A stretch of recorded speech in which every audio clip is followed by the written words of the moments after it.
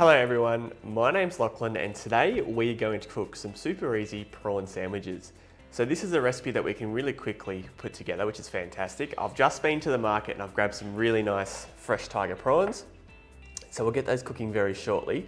I've also got some bread here. I've taken the easy option today. I've gone to the supermarket and purchased just a soft white bread basically. The recipe attached to this though, we've got a recipe for some really nice soft white bread as well, if you want to go to that extra effort of making it yourself.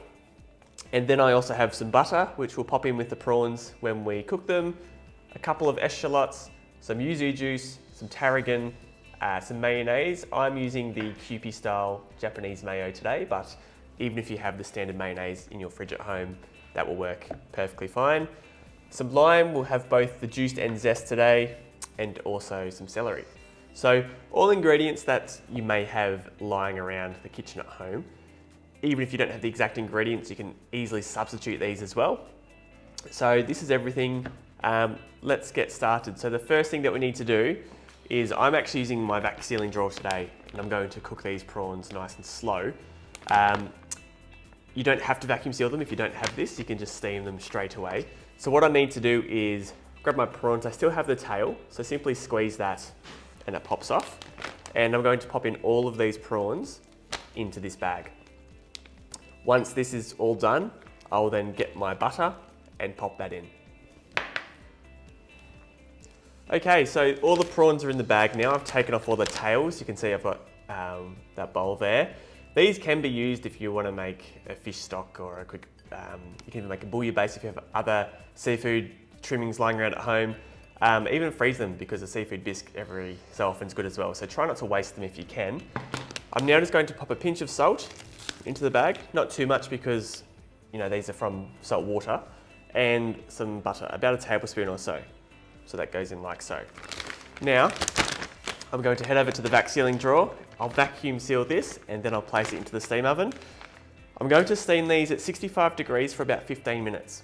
So that's cooking these at a really low temperature, which is different to how you may normally do it. But it basically means that if you buy a slightly bigger prawn to me or a slightly smaller prawn, this will give us a consistency in our cooking time and means it's very difficult to overcook the product. So I'm very confident that all of you at home will have fantastically cooked prawns and therefore a really tasty sandwich.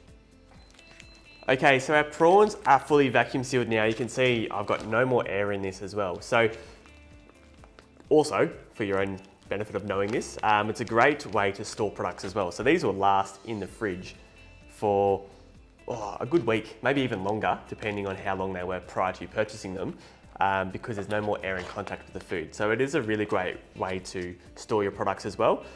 I vacuum sealed these prawns on setting 3, which is the maximum setting, and that means there's no air at all in this bag. So I'm just sort of squeezing them out now so it's relatively flat so I get a consistent cooking time. So that is like so. I'm going to place this into our steam oven, as I said, 65 degrees for 15 minutes. Okay, so those prawns are in cooking away. Whilst that's happening, I'm going to basically compile the rest of the filling. So I've got some celery here. I may not need this entire stick, maybe 2/3 or so, but I'll see how I go. Some eschalot, I'll dice these two nice and fine. I've got some tarragon here, which I'll also cut up just as fine, so these will all mix together really nice. Once I have these sort of drier ingredients mixed together, I'll then add all the wet stuff like the mayonnaise, the juice and all that sort of stuff. So I'll simply just dice this celery and take your time when you're dicing this to get as clean a cut as you like. Celery is a bit of a tricky one to cut because the shape is, as we know, it's quite unique. So I like to get this into sticks first, as close to uniform as possible. And then once you've got the sticks, the rest is quite easy. You just then go along the opposite way and cut it into little squares.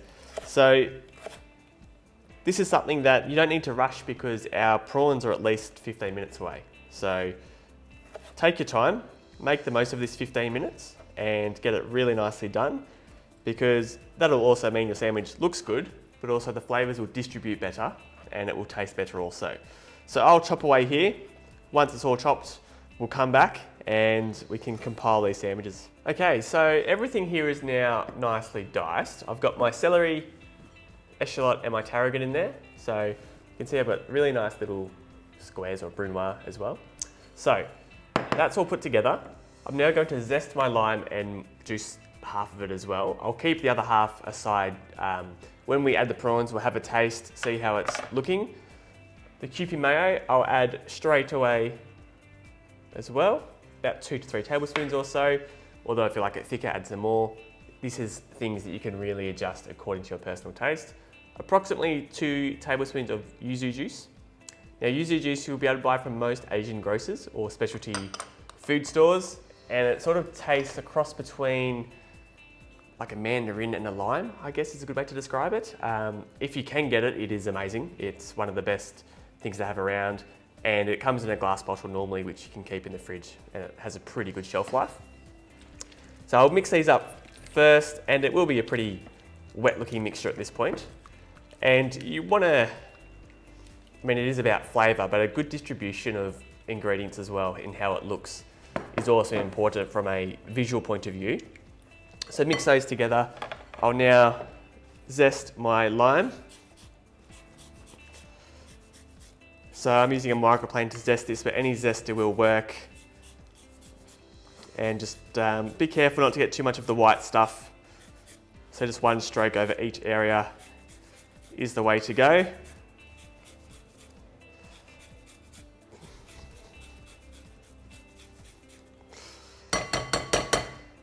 And then we'll juice it. So I'm just going to give this a quick roll on the bench just to get a bit more juice out of it. Cut this in half carefully. When you roll it, just cut it carefully because all the juice can explode out of the lime.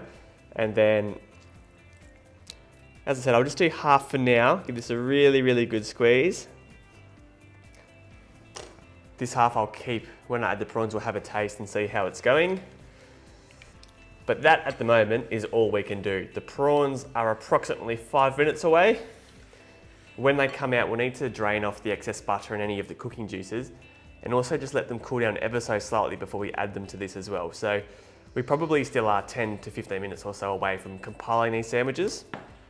However, in the meantime, grab your bread slices, or if you've baked a loaf, slice it first, and a biscuit cutter. Now when I select the cutter, now you can do this in any shape that you like. The rounds are quite nice because there's no crust, it looks quite nice on a platter or something. Make sure you pick a cutter if you're going to do this that you can get 2 cuts out of each slice of bread. If I go one size up from what I have here, I'll only be able to cut one in the middle, and then there's even more wastage. So get nice and close to the crust, cut down, push that out, do the same here. And that is both bits of bread for our sandwich. These bits here, I'm actually going to pop into our warming drawer. I'll pop these in overnight on a low setting to dehydrate. And then tomorrow I'll just blitz them in a food processor. And then I've got breadcrumbs in the pantry for any occasion where I need them. So I'll get all this bread cut.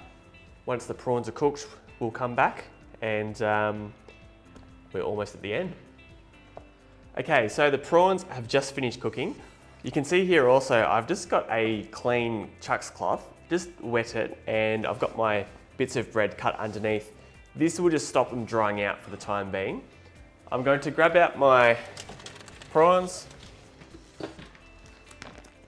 and you can see they're really nicely cooked, and we've also got that butter that's melted throughout as well. So what I'd like to do first is cut this bag. And if you can, it can be a little bit tricky. In fact, I'm just going to pop it all into the bowl. Sometimes, depending on the prawn, you'll get a lot of juice from them, which is worth keeping.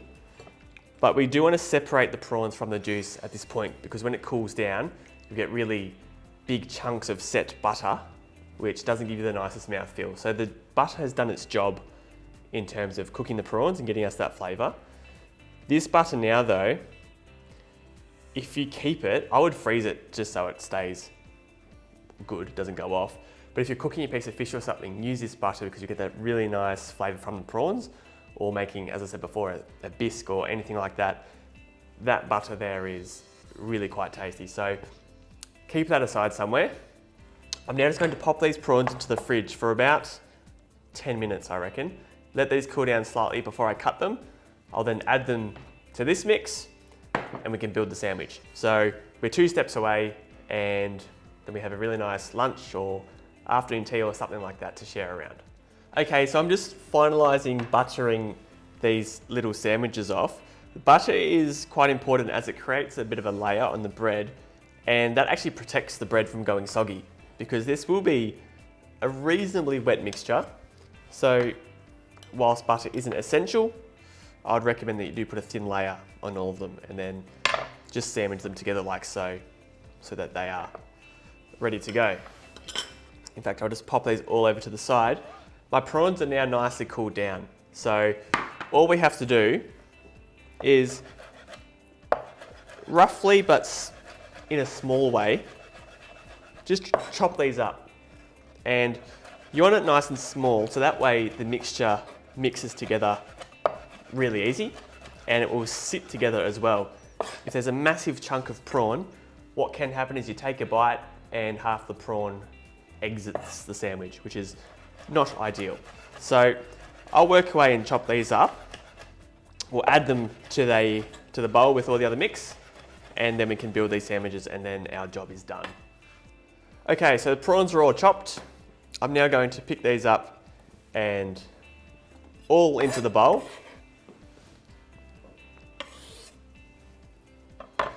And then just stir these around.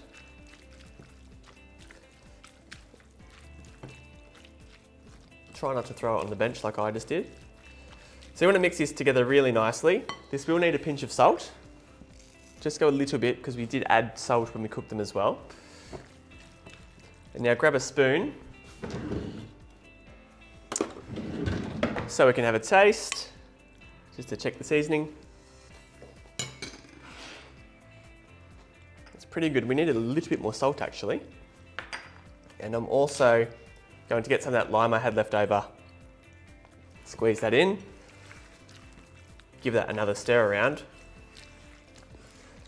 and that is our mix done. So now all we need to do is spoon this onto our bread. So I'll lay it out.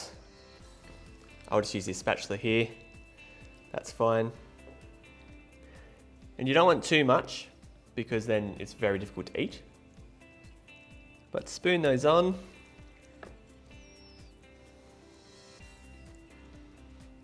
Like so. Pop your lid on, and that is your sandwich. So I'll continue on here until I've got a nice plate done up, and that's the prawn sandwiches. Alrighty, so here we go. The sandwiches are all done. I'm just going to top each one now with a little blob of wasabi. Really like that extra kick. This is, of course, just the extra touch that you don't have to do, but I love the heat, so you can garnish these with really whatever you like. And this is the sandwiches done. So if you like this recipe, you can head to mieleexperience.com.au or mieleexperience.co.nz. Thank you for watching. I know this is one that you can really nail. It's quick and it's easy. So have a great weekend, and I'll see you next time.